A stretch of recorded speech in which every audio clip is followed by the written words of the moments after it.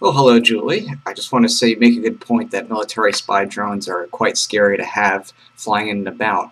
But it really does beg the question as to whether or not the current system of police is actually valid. Because if you think about it, drones are kind of strange to have hovering around, but what's the difference between that and police cars cruising around? Because as it is, police can already drive around, they can follow cars, and scarily enough, have even been allowed to put tracking devices onto cars, and for some reason that didn't count as a seizure. I think it does, but it's really kind of strange that people suddenly stop the buck when it comes to little planes flying around or little helicopters. But why doesn't that apply when it's just police driving around a patrol car? And on that note, actually, there's a great article that someone by the name of Mark Crovelli wrote. He said cops should act like firemen in a free society. And I think that makes sense. You know, firemen, they typically sit around and wait to be called on, whereas police tend to cruise around and get people for victimless crimes like doing 10 over the speed limit. And I think it makes a lot more sense when you actually go to the core principles of why are police roaming to begin with.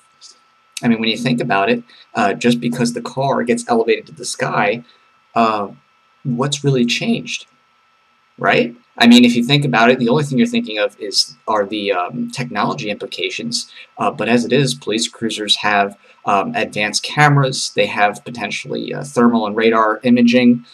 They have all sorts of sophisticated equipment with which to observe and take down people.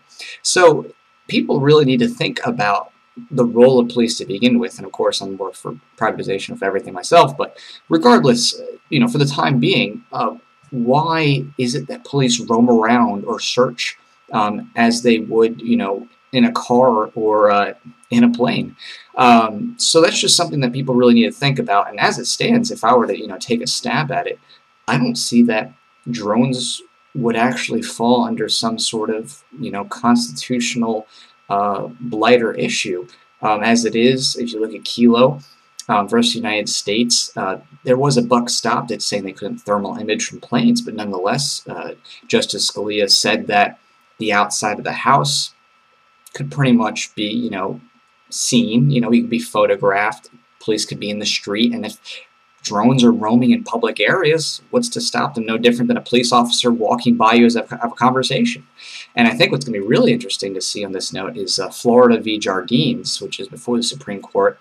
And one of my favorite states, Florida, there was a dog that came up to a door and sniffed for drugs based on the Crime Stoppers report, and they got a warrant based on that. And Florida smartly said that that was unconstitutional because the home is supposed to be the castle, but it's still being appealed. So we're going to see that actually drones in practicality may not be any different than the police officers who roam the streets in their cruise patrol cars. One is just on the road and the other is in the sky. It's scary, but why didn't anybody ever think of that to begin with when it comes to police roaming the streets?